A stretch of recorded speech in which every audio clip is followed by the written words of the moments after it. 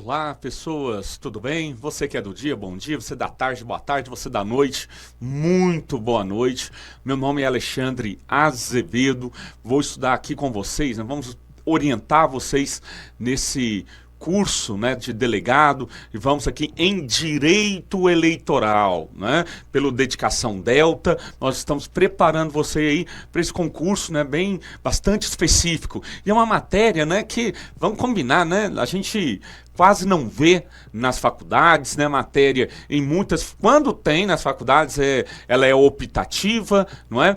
E em algumas apenas, né, algumas faculdades apenas que é obrigatório, mas aquele assim, obrigatório, né, algumas até mesmo EAD, então muitos de vocês, né, possivelmente não viram ainda direito eleitoral, deve estar tendo a primeira experiência com direito eleitoral. Nós vamos tratar daqueles conteúdos, né, que mais caem, né, que mais são cobrados nos concursos públicos, né, exatamente para que você aí acerte, né, o máximo possível. No nosso caso, que são 5 questões, vamos trabalhar para você gabaritar, né, você trazer os 5 pontos para casa, tá bom? Então vamos começar. O concurso, né, que já está próximo aí, né, caiu aí no edital de vocês uma questão bem pequena no início, depois fizeram uma revisão, porque colocaram uma resolução errada, né, colocaram o nome de uma resolução errada,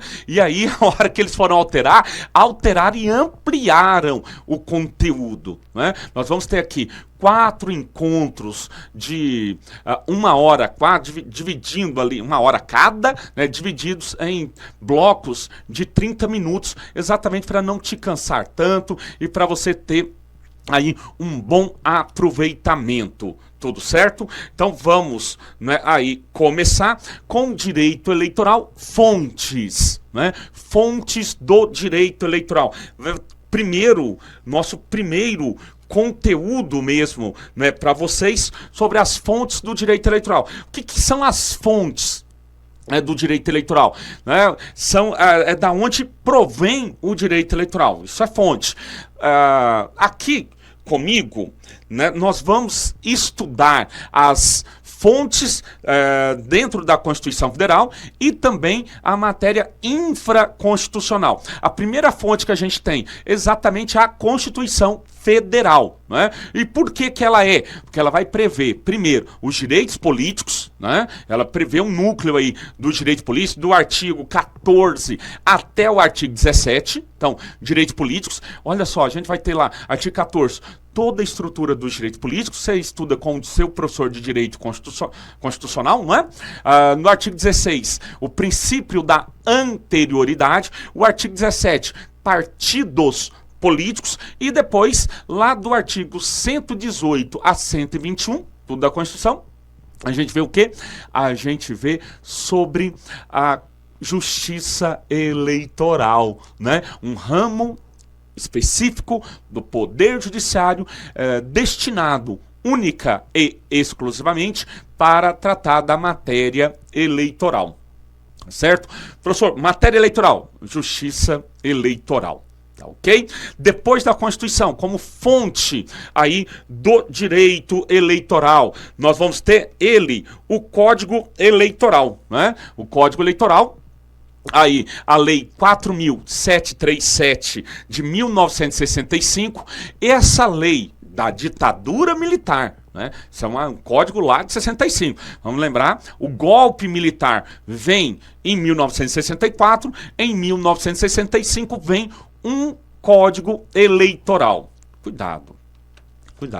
O Código Eleitoral, ele foi desenhado, né, durante a ditadura militar exatamente para dar ares de democracia. Olha, nós vamos aqui só para restaurar a ordem, tá? Restauramos a ordem, acabou. Vamos entregar os civis. Qual que é a prova disso? Está aqui o Código Eleitoral. Uma ditadura quer fazer eleição? Não quer fazer eleição, né? Uma ditadura não quer fazer eleição. Aqui está a eleição. Nós queremos fazer eleição. E isso aí ficou, né, pelo menos no que tange ao Parlamento, do Congresso Nacional e à Presidência da República, até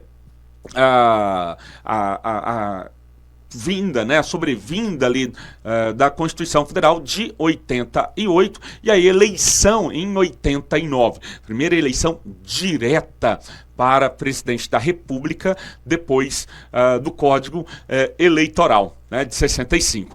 Esse Código Eleitoral, ele é de 65. Então ele é anterior à Constituição. Ele é de 65, anterior à Constituição. Ele foi recepcionado pela Constituição Federal de 88? Foi. A Constituição Federal de 88 recepcionou o Código Eleitoral. Só que ao recepcioná-lo, recepcionou em dupla natureza. Natureza de lei ordinária e natureza de lei complementar. E mais, não recepcionou todo. Não recepcionou todo o Código Eleitoral. Algumas partes foram não recepcionadas, como por exemplo, a parte que fala que a pessoa que não saiba exprimir-se em língua nacional não pode ser eleitora, né? Essa pessoa não poderia ser eleitora. E aí vem cá, quem, brasileiro nato, não sabe exprimir-se em língua nacional? O índio.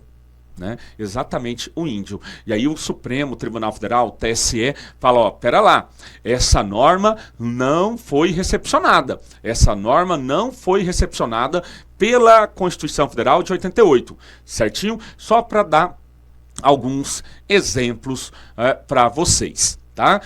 Outro, né, que prova que ela não foi totalmente recepcionada foi a proibição, né, do estrangeiro participar de ato político. Né? Vai lá, ó, o estrangeiro não pode participar de ato político. O Supremo já falou, pode sim. Né? O estrangeiro está por aqui, tal, pode participar de ato político sim. Sabe por quê, gente? Imaginem, teve aquele cantor, né, Roger alguma coisa, eu sou péssimo com o nome de cantor, sou péssimo, né, mas ele esteve aqui, teve um show dele, e aí fez lá um mural, né, com nomes e tal, Lula e etc, não é? Não teve isso, tá? Se isso tivesse, o Código Eleitoral tivesse sido recepcionado na integralidade, esse cantor estaria cometendo crime eleitoral, e ele poderia sair preso do show dele, tá? Não é. Tá? Não foi totalmente recepcionado, tá? Naquilo que foi recepcionado, natureza de lei ordinária e natureza de lei complementar. Professor, qual delas? Qual é qual? Em se tratando da competência da Justiça Eleitoral, ó, organização, competência e estrutura da Justiça Eleitoral, lei complementar. O resto, lei ordinária. Então ficou fácil aí de você já entendeu. Já entendeu, né? O que você vai memorizar aqui? Estrutura, competência e organização da Justiça Eleitoral, lei complementar. O resto, lei ordinária. Certinho? Tranquilos? Seguindo, nós tivemos aí a Lei Complementar 64 de 90. Essa lei, né, gente, olha aí, essa Lei Complementar 64 de 90, ela foi alterada recentemente assim, 10 anos, 12 anos atrás, professor Alexandre, meu Deus, o tempo passa, não é? A Lei da Ficha Limpa. 12 anos atrás nós tivemos a Lei Complementar 135 de 2010, Lei da Ficha Limpa. Alterou, tá? Alterou a Lei das Inelegibilidades. Eu coloco aqui como fonte para vocês, tá bom? Porque graças a Deus não vai cair na prova de vocês, então vamos para frente, né? Seguindo, nós temos aí como fonte a lei dos partidos políticos, lei 9.096 de 95, a lei dos partidos políticos vai organizar a estrutura, dispor, né, sobre a organização, a estrutura dos partidos políticos, os direitos, né, que os partidos políticos possuem, tá certo? Regulamenta o artigo 17 da Constituição, tá? Regulamenta o artigo 17. Tá? E, voltando só na Lei Complementar 6490, ela regulamenta o artigo 14, parágrafo 9º. Artigo 14, parágrafo 9º da Constituição Federal. Beleza? E aí, encerrando aqui o bloco das fontes primárias do direito eleitoral, nós temos exatamente a Lei das Eleições, a Lei 9.504 de 97, tá? Professor, se a gente tem um código eleitoral, por que a gente tem esse tanto de lei?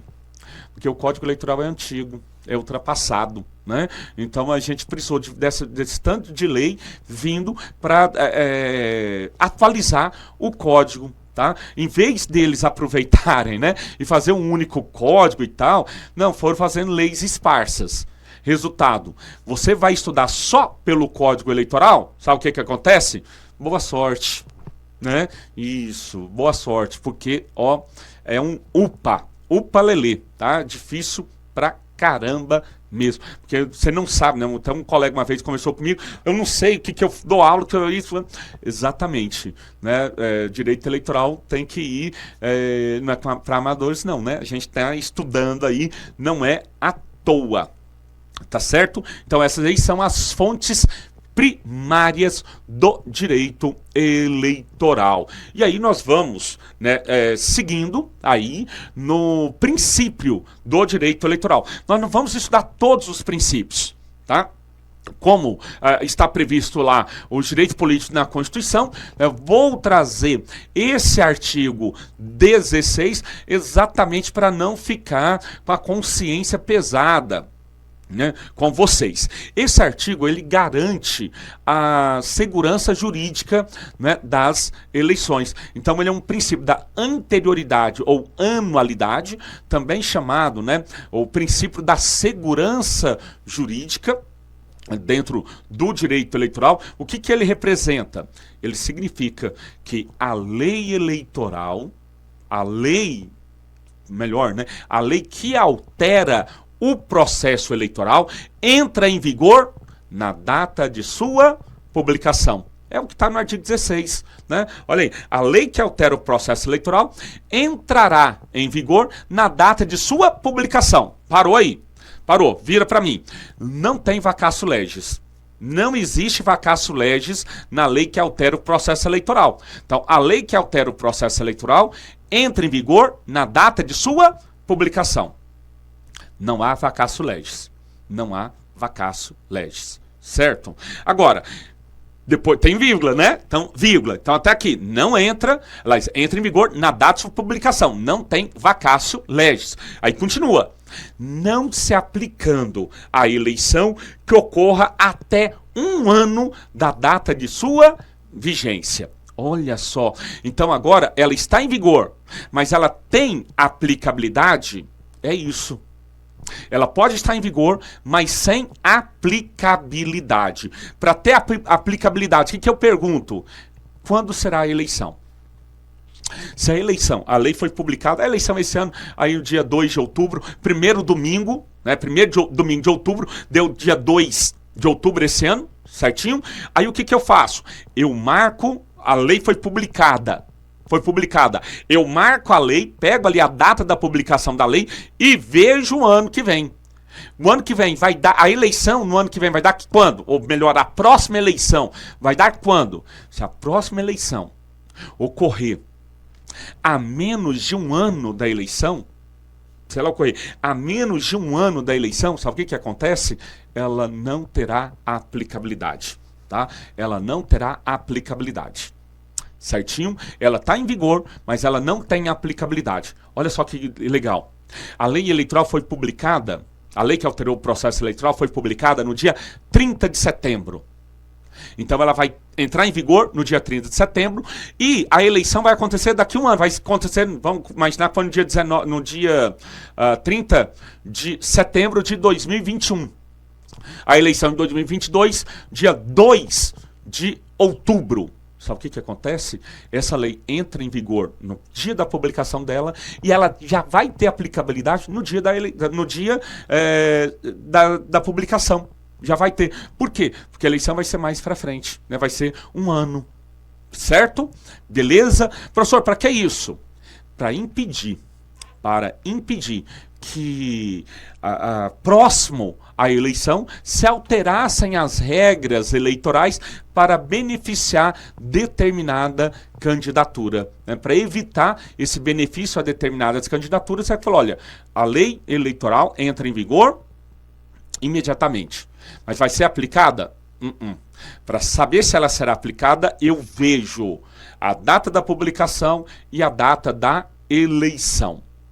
Se tiver um ano entre uma e outra, maravilha, vai ter aplicabilidade, vai ser vigente e aplicável. Ok? Certinho, peoples? Então, essa pequena introdução aí sobre fontes e princípio, o princípio da anterioridade, aí no artigo 16 da nossa Constituição Federal. Próximo tópico no nosso conteúdo, exatamente sobre a justiça eleitoral. A justiça eleitoral, como eu falei para vocês, né? Está na nossa Constituição Federal, do artigo 118 até o artigo 121, tá certo? Tá aí um primeiro gráfico para vocês, mostrando todos os órgãos da Justiça Eleitoral, começando do teto, Tribunal Superior Eleitoral. Tribunal Superior Eleitoral. Descendo aí, nós vamos ter os tribunais regionais eleitorais. Do ladinho, embaixo, juízes eleitorais e juntas eleitorais, tá? Então, na Justiça Eleitoral, nós temos 4 órgãos, sendo um tribunal superior, um tribunal regional eleitoral, em cada estado, tá? Cada estado tem um tribunal regional eleitoral. Por favor, não é estadual, tá? Não é estadual. Beleza? É órgão do Poder Judiciário da União, tá? Então é federal, tá certo? Então, TSE, TRS, um em cada estado e também no Distrito Federal. E nós vamos ter os juízes e juntas eleitorais. Cá entre nós, os juízes e juntas eleitorais, um juiz e uma junta eleitoral em cada zona eleitoral. A zona eleitoral é uma... Vamos pensar numa comarca, né? A zona eleitoral é o que seria comarca na Justiça Eleitoral. Isto é a determinação de competência em primeiro grau, né? É a determinação de competência em primeiro grau de jurisdição na Justiça Eleitoral. Cada zona eleitoral tem um juiz eleitoral e uma junta eleitoral. Beleza? Certo?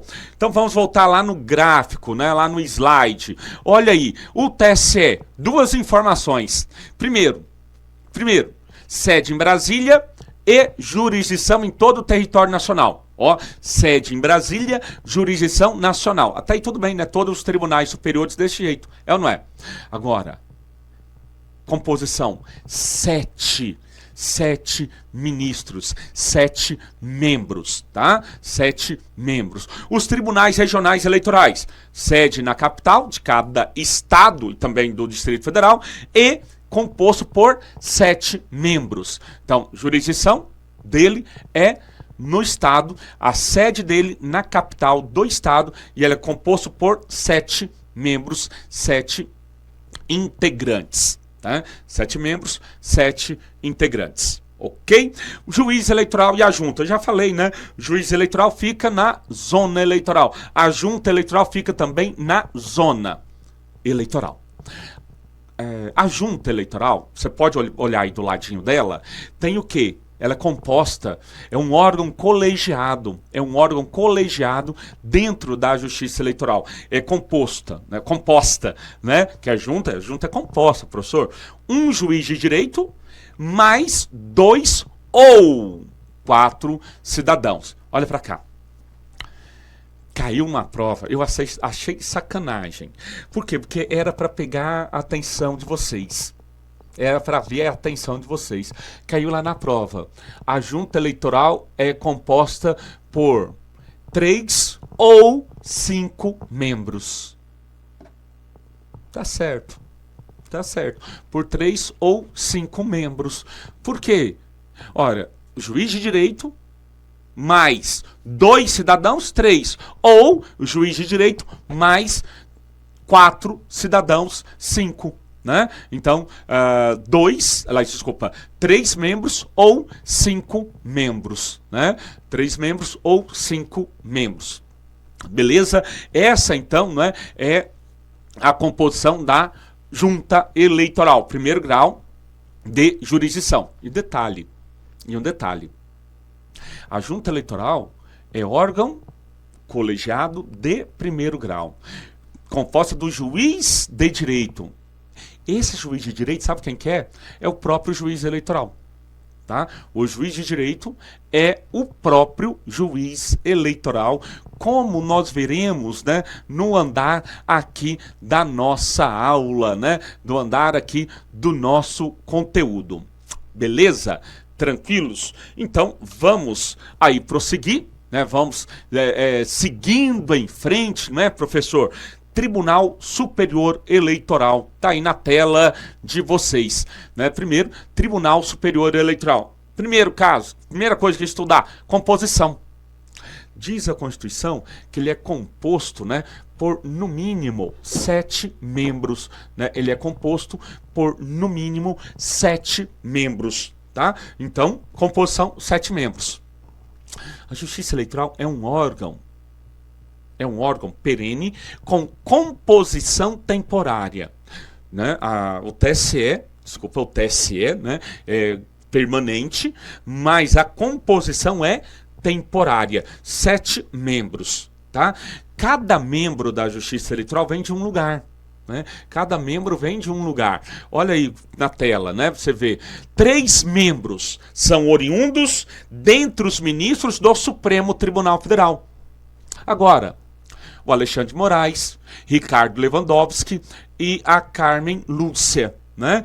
Alexandre de Moraes, Ricardo Lewandowski e a Carmen Lúcia são os membros titulares. O Alexandre de Moraes, né? Xandão, aí para os íntimos, ele é o presidente do Tribunal Superior Eleitoral. E ele é também ministro do Supremo. Tá? Então tá lá, 3, eles são membros do Supremo e estão emprestados para o Tribunal Superior Eleitoral, né? Um empréstimo aí, né, que é feito, certinho? Depois dos 3, eu disse são 7, depois dos 3, nós vamos ter 2 membros que são oriundos dentre os ministros do Superior Tribunal de Justiça. Então, Supremo, empresta 3. Superior Tribunal de Justiça, empresta 2. Então, já são 5 membros. E aí, para finalizar, 2 advogados, escolhidos em lista sextupla, elaborada pelo STF. Olha só, então, 2 advogados escolhidos em lista sextupla, elaborada pelo STF. Professor, quem faz a escolha? Ou, por outras palavras, quem nomeia? O presidente da República. Como funciona? O Supremo Tribunal Federal elabora a lista sextupla, porque são 2 vagas.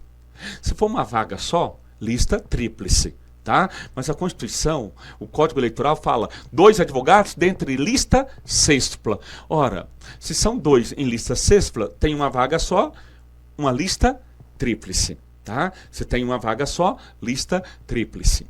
Ok? Certinho? Mas na prova, 2 advogados dentre lista sextupla, elaborada pelo Supremo Tribunal Federal. E a nomeação feita pelo presidente da República. Tá bom? É o presidente da República quem vai fazer, não é, essa nomeação.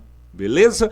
E ele que olha lá, eu quero esse aqui. Né? Tá ali a lista tríplice. E o pessoal fala, né? Não respeitou a lista tríplice. Aí você vai ver, por que não? Ele nomeou o segundo colocado. Gente, respeitou. Tá? Não tem nenhum problema. Não tem nenhum problema. Tá? Beba água, tá, gente? Não tem nenhum problema. É a lista sextupla. Ele pode escolher qualquer pessoa integrante, né, daquela lista. Tá? Veja, ele tem que escolher daquela lista. Na prova, falou 2 vagas, lista sextupla. Falou 1 vaga, lista tríplice. Tá bom? Só para ficar bem claro isso aí. Então, professor, fechamos, né? São sete membros, né? Nessa forma aí que vocês viram. Agora, olha aí no slide de vocês uma observação. Cuidado. Cada membro terá um substituto escolhido na mesma ocasião e pelo mesmo processo de escolha do titular. Se você tiver curiosidade, dá uma olhadinha aí, dá uma clicada, né? O pessoal fala, coloca no Google, dá no Google. Não precisa não, é só entrar lá no site do TSE. Você vê lá os membros, né? São 7 membros e ao lado do nome de cada membro do tribunal tá marcando a hora que ele entrou e quando ele vai sair. E tá o substituto dele, tá? Indicando quem é o substituto. Cada membro titular tem o seu próprio substituto, tá bom? Cada membro titular vai ter o seu próprio substituto. Substituto escolhido pelo mesmo processo de escolha do titular, certo? Ele é escolhido pelo mesmo processo de escolha ali do titular dele. Professor, o substituto vai virar titular? Pode. Não é que é certeza, né? Principalmente do Supremo Tribunal, os substitutos viram titulares. Do STJ, os substitutos viram titulares, só que tem que passar pela escolha de novo. Tem que passar para aquela escolha, o processo de eleição lá no STF e lá no STJ. E os advogados? O substituto pode virar titular? Aí é mais difícil. Porque para ele virar titular, ele tem que estar na lista sexta do titular e ser escolhido pelo presidente da República. Pode ser que o presidente da República não escolha o titular. Pode ser. Ele fala, não, esse aí não, quero outro. E coloca o segundo colocado, né? Tá ali na lista, ele fala, não, eu quero outro ali, não vou tornar titular esse substituto. E mais também, às vezes o próprio STF, né? Ele que elabora a lista, o próprio STF pode falar, passou vergonha demais na gente, né? Passou vergonha demais em nós, né? Ou, né, demais da conta. Então o que faz? Tira ele, né? Vai lá e tira ele dessa lista. Então sequer ele vai para a lista tríplice. Ele não indo para a lista tríplice, não vai ter jeito dele ser escolhido pelo presidente da República, tá certo? Então, nem sempre o substituto vai ser titularizado. Certo? E aí a gente, seguindo aí, cargos diretivos, né, do TSE, nós temos 3 cargos diretivos, presidente e vice-presidente. Já falei para vocês, o Alexandre de Moraes, né, hoje é presidente do STF. O vice-presidente do STF não, professor, do TSE, o Alexandre de Moraes, presidente do TSE. Quem vai ser o vice? Ricardo Lewandowski, tá? Então o vice é o Ricardo Lewandowski. E aqui com detalhe, hein? Tem um detalhe importantíssimo. Que caiu na prova, pegar bobo, né? Pegar quem não está preparado. O que cobrou na prova? O presidente e o vice-presidente do TSE devem ser brasileiros natos. Verdadeiro ou falso? A gente vê lá no artigo 12, né? Artigo 12, parágrafo 3º, né? A gente vê lá, cargos privativos de brasileiro nato. E não está presidente do TSE, e não está vice-presidente do TSE. Não está lá. Mas aqui, pela lógica, né? O presidente e o vice-presidente do TSE tem que ser ministro do Supremo. Se ele tem que ser ministro do Supremo, ele tem que ser brasileiro nato. Né? Ele precisa ser brasileirinho nato. E aí, nós temos que o corregedor, terceiro cargo, né, diretivo, o corregedor geral eleitoral vai ser um dos ministros oriundos do STJ. Então, presidente e vice-presidente tem que ser um ministro oriundo do STF. Corregedor geral eleitoral deve ser um dos ministros do STJ. Certinho? Aí a gente fecha, né, esses cargos diretivos. E aí, para a gente concluir aqui, o quórum para iniciar a sessão, tá aí no slide.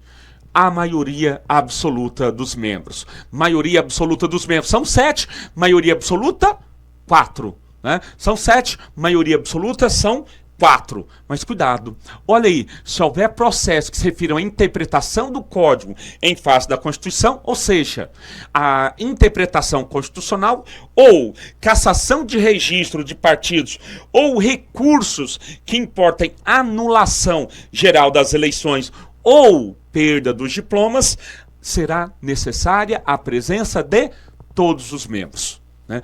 Todos os membros estarão presentes, deverão estar presentes para julgamento. Regra: quórum para iniciar, maioria absoluta dos membros. Essas matérias, cassação de registro de partido, cassação de mandatos que podem resultar em eleição geral, né? Anular as eleições, etc., ou interpretação constitucional, o quórum. Todos os membros devem estar presentes. Inclusive, o presidente vai votar, ainda que não haja empate. Tá certo? Nós vamos tratar agora, né, sobre a competência da Justiça Eleitoral, né? Competência da Justiça Eleitoral. Nesse caso aqui, gente, especificamente do TSE. A gente está estudando ainda TSE. Depois nós vamos estudar todos os outros órgãos e a gente vai ver que cada qual também tem ali, né, a sua competência, tá bom? Bom, no TSE, o TSE tem 4 competências, tá? O TSE tem 4 competências. Olha aí no lance, olha no lance aí, olha lá. Tem a competência administrativa, tem a competência judicante e a normativa. Os outros órgãos do Poder Judiciário têm apenas a competência judicante, né? Tem apenas a competência para resolver, né? Decidir conflitos de interesse. Apenas isso. Apenas resolver conflitos de interesse. No caso da Justiça Eleitoral, não. Para mim, o TSE, né, vai ter competência para além, né? Vai ter uma competência para além da apenas resolver conflitos de interesse, né? Vamos voltar aqui. Competência consultiva. O que é essa competência consultiva? Responder consultas, né? Veja, o TSE é o único Tribunal Superior que vai responder consultas. O judicante tem dúvidas sobre a interpretação da lei, pergunta ao Tribunal Superior Eleitoral. Faz a pergunta, né? Tem que preencher alguns requisitos? Tem. Primeiro aqui, olha só. Quais os requisitos? Tem que cumprir, né? Primeiro, deve ser feita por autoridade pública federal, isso é o autor, autoridade pública federal ou partido político nacional, né? Autoridade Pública Federal ou o Diretório Nacional de Partido Político vai lá e faz uma consulta, vai lá e faz uma pergunta, né, para o Tribunal Superior Eleitoral. Essa consulta, primeiro, vimos aí quem é autor, quem tem legitimidade, vimos aí. Segundo, deve ser feita sobre matéria eleitoral. Faz sentido? Faz sentido? Para mim faz, né? Não pode ser feita uma consulta sobre matéria administrativa, direito administrativo, uma matéria sobre direito de família, né? Sobre uma receita de bolo, não pode. Tem que ser feito sobre matéria eleitoral. Beleza? Autoridade Pública Federal, partido político ou, né, fazer a parte autora. O objeto tem que ser sobre matéria eleitoral. Então, autor, legitimidade, né, o objeto, matéria eleitoral, e deve ser formulada em tese. Tá aí. Deve ser feita a forma, né, em tese. Não pode ser caso concreto. Não pode trazer um caso concreto. Tem que formular a consulta em tese. Pergunta, olha, suponhamos que um candidato faça isso, essa conduta dele importa em abuso do poder. Isso aí é uma consulta concreta. Desculpa, é uma consulta em tese, né? Uma consulta em tese. A consulta concreta. O candidato fulano de tal. Falou o nome, Um candidato a prefeito de São Paulo. Não. Já virou caso concreto, né? Você coloca um candidato a prefeito em algum município do Brasil. Ótimo. Está aí uma consulta formulada em tese. E a Justiça Eleitoral o Tribunal Superior Eleitoral vai responder, vai dizer para você qual é a interpretação do tribunal em relação àquela pergunta, né? Lógico, de alguma legislação eleitoral. Certo? Próxima competência, competência administrativa. Competência administrativa significa que a Justiça Eleitoral, né, será o poder executivo nas eleições. Vai ter atuação como se fosse o poder executivo. Então, vamos imaginar aí o Alexandre de Moraes, né, presidente do TSE. Ele atua como o presidente das eleições, né? Ele atua como presidente das eleições, tá certo? Uma atuação como presidente das eleições. Então, vai poder, por exemplo, a Justiça Eleitoral pode requisitar bens móveis e imóveis, para eleição, né, as sessões eleitorais, carros para fazer transporte de eleitores, carros para fazer transporte das urnas eletrônicas, né, competência administrativa, convocação de mesário. Já foram convocados para mesário? Vocês querem ser? É só fazer lá um mesário voluntário, né? Geralmente servidores públicos, né? Gostam de ser convocados. Por quê? Porque vai ter ali descanso, né? Folga em dobro. Vocês vão passar para delegado, vão ter carreiras policiais por aí, né? Não poderão ser mesários. Não podem ser mesários. Por quê? Porque as autoridades policiais não podem atuar como mesários ou como membros das juntas eleitorais. Nós veremos isto aí. Tá? Agora, a função judicante, beleza, né? Julgar os conflitos de interesse na seara eleitoral, isso aí é tranquilo, e a função normativa. Essa função normativa, né, significa que o TSE vai expedir resoluções para fiel cumprimento da legislação eleitoral. Então, o TSE, né, vai expedir resoluções para fiel cumprimento da lei eleitoral. Veja, por isso, né, é que ele é mesmo o poder executivo das eleições. Né, o poder executivo que normativa as leis, né, regulamenta as leis, geralmente. Aí aqui no TSE, o TSE vai regulamentar leis, né? Vai trazer regulamentos, né, para a legislação eleitoral através de resoluções, tá? Através de resoluções. Aí são várias as resoluções. Beleza? Né, que a Justiça Eleitoral, né, vai fazendo ao longo do tempo. E aí nós vamos seguindo em frente, né, sobre a competência do TSE. E aí nós temos a competência originária e nós temos também a competência recursal.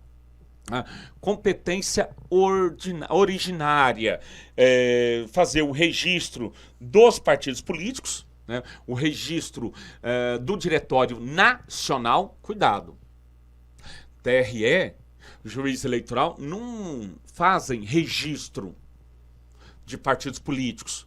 Por quê? Porque não existe partido político municipal, não existe partido político regional. Partidos políticos nacionais. O que a gente tem? São diretórios estaduais, diretórios municipais. Só isso, tá? Só isso aí que nós vamos ter. Beleza? Né? O registro perante o TSE. Seguindo, o registro dos candidatos à presidência da República. A pessoa quer se candidatar a presidente da República. Onde vai fazer o registro? TSE. Nessa eleição de 2020, nós tivemos lá o Bolsonaro, o Lula, a Soraya, né? A onça, nós tivemos a Simone Tebet, nós tivemos o Ciro Gomes, o Eimael, né? O Eimael também se candidatou, até o padre Kelmon, né? Kelvin, o candidato padre, né? Que a Soraya fez um meme lá no debate, não é? Onde que eles se registraram? Onde a candidatura deles foi registrada? TSE. Né? A candidatura deles foi registrada perante o Tribunal Superior Eleitoral. Tá certo? Então a competência é lá. E aí o último aqui, finalizar, né, das originárias, é a consulta. A consulta, a gente já falou, a consulta feita à Autoridade Pública Federal, partido... Diretório, né, federal do partido político, né, deve ser matéria eleitoral, deve ser feita em tese, tá certo? Tem que cumprir esses requisitos aí, certinho? E a competência recursal? Duas formas de competência recursal, né? Duas formas. Primeiro, recurso ordinário. Segundo, recurso especial. Gente, concurso público, o que a gente faz? A gente vai na lei do menor esforço. Então, eu vou falar para vocês decorarem aquilo que é mais fácil. O resto fica com outro recurso. Então, o que vocês vão decorar? A competência do recurso ordinário. A competência do recurso ordinário. Qual que é a competência do recurso ordinário? Ó, decisões dos TREs, então aqui, decisões dos TREs que envolvam cassação do registro ou do diploma nas eleições estaduais e federais. Então, se envolver cassação do registro ou do diploma de candidatos a deputado estadual, deputado federal, governador, deputado federal ou senador, olha só, deputado estadual, senador, deputado estadual, governador, se for senador ou deputado federal, quem vai julgar? TRE. Inicialmente o TRE julga. O TRE julgou. Cabe recurso? Cabe para o TSE. O TSE julgou. Cabe recurso? Desculpa. O TRE julgou. Vai recorrer? Vai recorrer para o TSE. E no recurso ao TSE, recurso ordinário. Recurso ordinário para o Tribunal Superior Eleitoral. Beleza? E aí nós vamos ter os recursos especiais, né? Recursos especiais é o quê? O resto. Recurso especial, o resto. Tá? Ficou mais fácil, né? Então, recurso ordinário. Todas as decisões dos TREs que envolvam cassação do registro ou do diploma dos candidatos a deputado estadual, deputado federal, governador ou senador. Isso é as eleições estaduais ou eleições federais. Cassou? Recurso, cassou ou pode cassar, né? Recurso ordinário. Certo? Ação ali, aquela ação pode resultar na cassação? Se puder resultar na cassação, recurso ordinário. O resto, todas as outras decisões dos TREs. Todas as outras decisões dos TREs. Cabe recurso? Cabe. Só que é recurso especial, tá? Cabe recurso, mas será recurso especial para o TSE. Alright? Tranquilo? E aí a gente encerra aqui o TRE, né? E aí, aliás, o TSE, e aí nós vamos para os TREs. Encerramos TSE, vamos agora para os TREs. TRE, olha aí, olho no lance. Composição, 7 membros. Também, no mínimo, 7 membros, tá? Gente, TRE do Acre. TRE do Acre. Quantos milhões de eleitores tem no Acre, né? Pouquinhos, tá? 7 membros. Quantos eleitores tem em São Paulo? Um punhado de eleitor, né? Mas é muito eleitor. O maior colégio eleitoral no Brasil. Sim, sem sombra de dúvidas. Quantos membros tem o TRE de São Paulo? 7. Esse aí é um problema, né? Esse aí é um problema sério, viu, Michael? O Michael ali tá ajudando a gente, né? Problema sério. Eu faço a comparação seguinte: você pega uma ervilha, 7 membros. Pega a latinha de ervilha, nossa comparação aqui. A latinha de ervilha, 7 membros também. É complicado, né? É uma das críticas, né, que são feitas. Mas, professor, da onde que vem esses 7 membros? Olha no lance aí, ó. 2 dentre desembargadores do Tribunal de Justiça. Então, 2 dentre desembargadores do TJ. 2 dentre juízes de direito. Quem escolhe? O TJ. Tá? Então é o TJ que escolhe. É isso mesmo, gente. Desembargadores, o TJ escolhe 2. Juiz de direito, o TJ escolhe 2. Olha só a força do TJ nos TRS. Olha a força do TJ nos TRS. Né? O TJ escolhe 4 membros, 4 integrantes do TRE, de forma direta. A gente vai ver daqui a pouco que indiretamente ele escolhe mais 2. Então, assim, né, quer ir para o TRE, tem que ser muito bem quisto perante o TJ, né, o Tribunal de Justiça, tá bom? Seguindo, um membro dentre os juízes do TRF, tá? Então, um membro vai ser dentre os juízes do TRF. Se não tiver TRF, um juiz federal. Aqui, no caso... Aqui no caso do TRE, né, de Goiás, né, nós não temos TRF, né, não temos sede do TRF. O TRF fica em Brasília, não é? Então a gente não tem um membro do TRF, mas a gente tem um juiz federal. Nós vamos ter, né, um juiz federal aqui, beleza? E aí, para finalizar, olha só, 2 membros nomeados pelo presidente da República. Então até aqui vai bem. Dentre lista sexpla, até aqui também a gente já viu, de advogados escolhidos pelo TJ. O TJ elabora a lista sextupla dos advogados. O TJ elabora a lista sextupla de advogados, manda para o presidente da República e o presidente nomeia. Então, olha só, o TJ escolhe de cara 4 e indica 6 para 2 serem escolhidos pelo presidente da República. Né?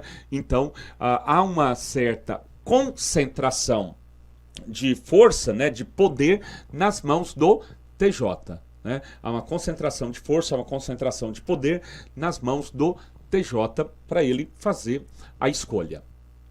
Certo?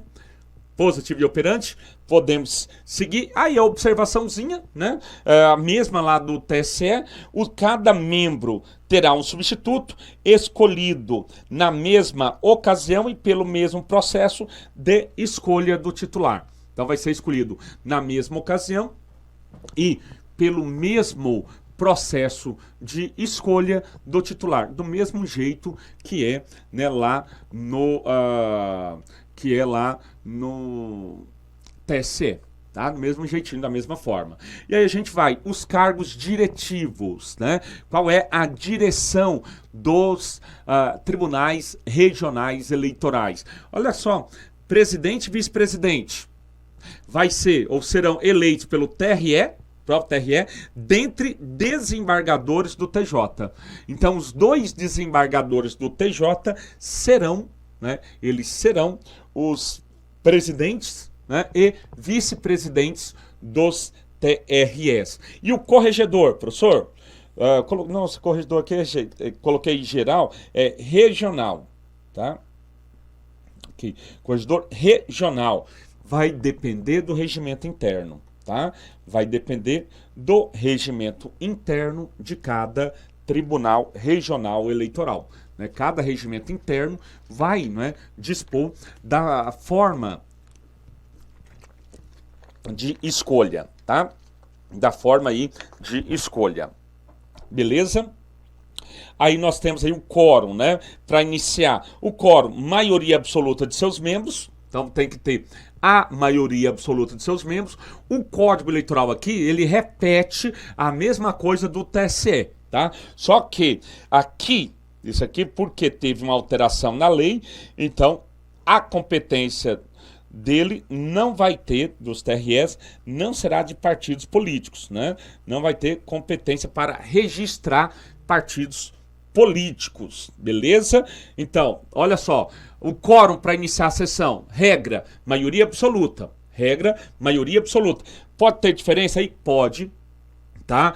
Pode ser. Quando for interpretar o código em fase da Constituição, interpretação constitucional, todos os membros devem estar presentes. Todos devem estar presentes. Ou decisões que importem na cassação de registros e na realização de nova eleição. Cassação de registros e realização de novas eleições, registro ou diploma, né? Novas eleições, deve ter o quórum a presença de todos os membros, de todos os seus integrantes, ok? Competência, né, do TRE. Olha só, o TRE vai ter competência consultiva? Vai. Vai ter competência administrativa? Vai. Vai ter competência judicante? Vai. Só não tem competência normativa. A competência normativa, somente o TSE. Competência normativa, somente o Tribunal Superior Eleitoral. Tá? No máximo, gente, essas resoluções dos TREs é para marcar nova eleição, eleição suplementar, tá? A regra é essa aí, beleza?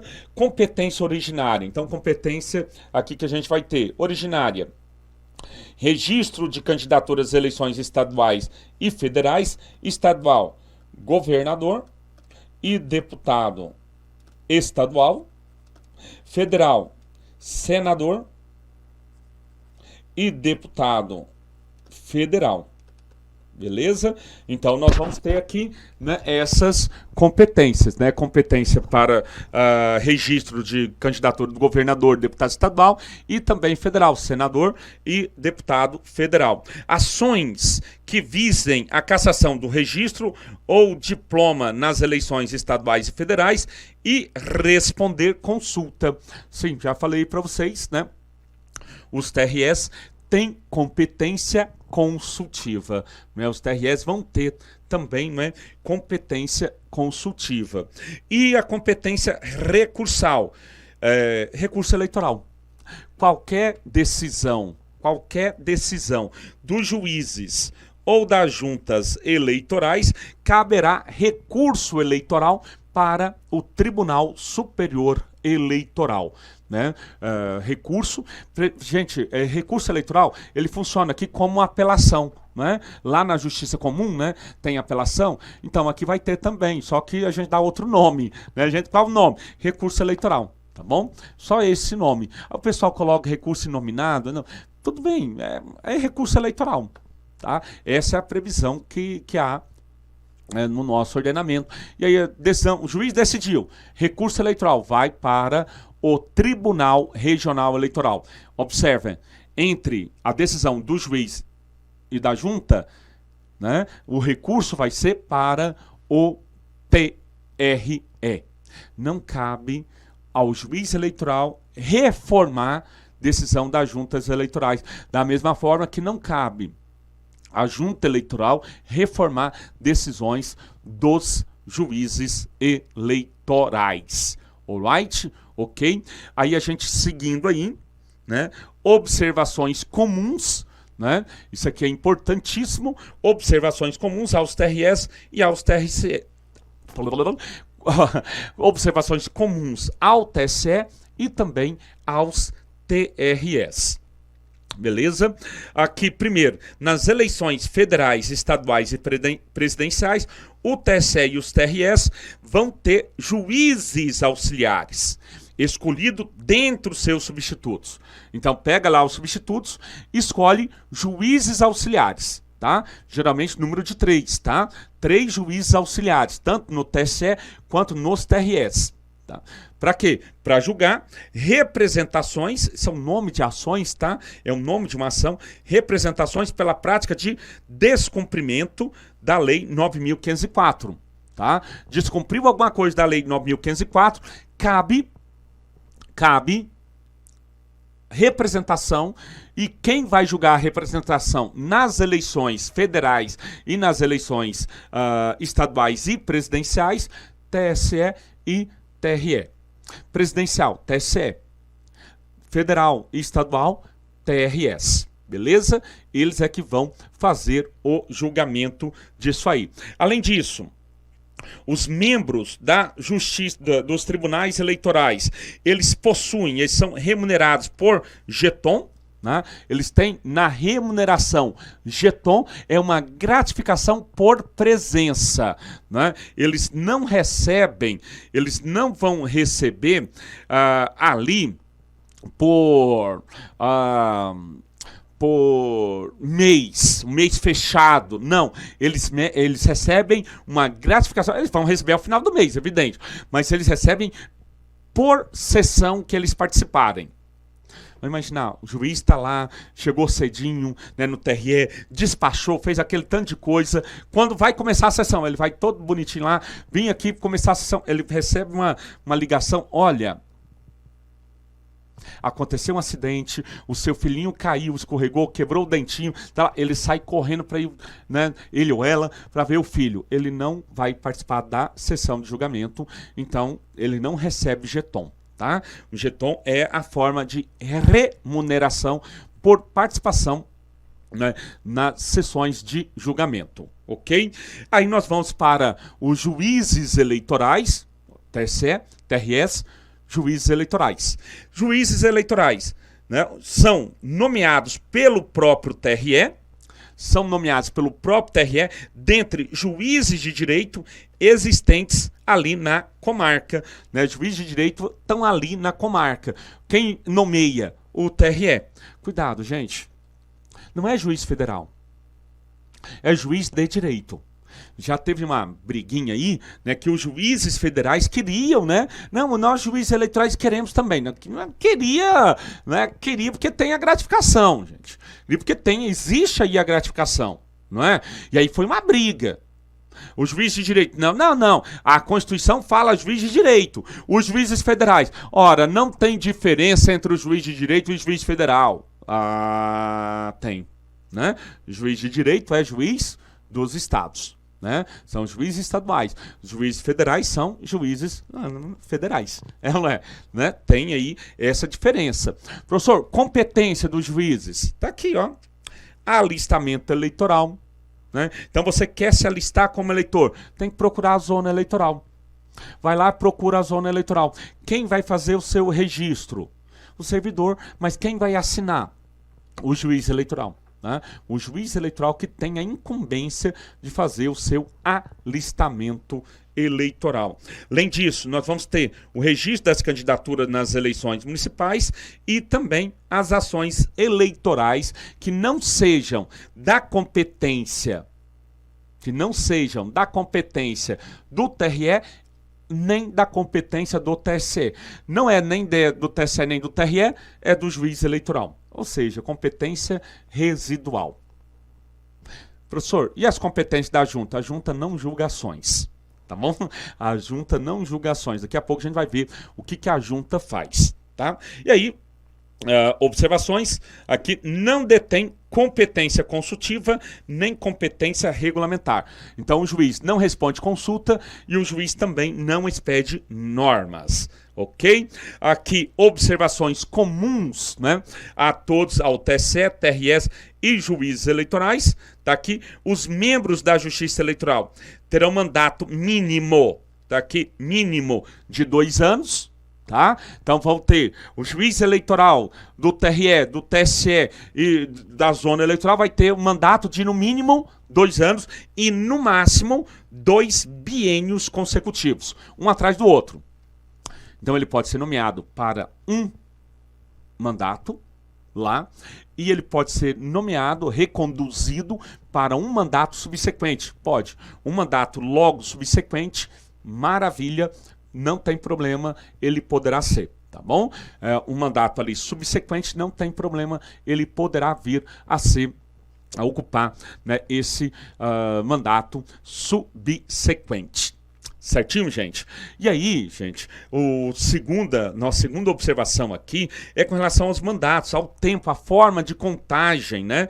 Forma de contagem dos mandatos. Eles são contados de forma ininterrupta. Eles não se suspendem em razão de férias ou quaisquer tipos de licença, tá? Então, começou 2 anos, conta, ó, 2 anos correndo.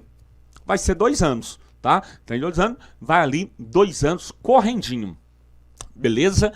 Não se suspende nem interrompe por férias ou qualquer tipo de licença, tá? Então, vai ter o mandato deles, não vai suspender nem por férias, nem por qualquer outro tipo de licença. Ó, é tiro curto, não suspende nem interrompe por nada, tá certo? Professor, é sempre assim? Sempre assim, no geral. Por quê? Porque existe uma exceção. E essa exceção, gente, eu vou cuidar com vocês no primeiro bloco da nossa aula número 2. Tudo bem? Até daqui a pouquinho.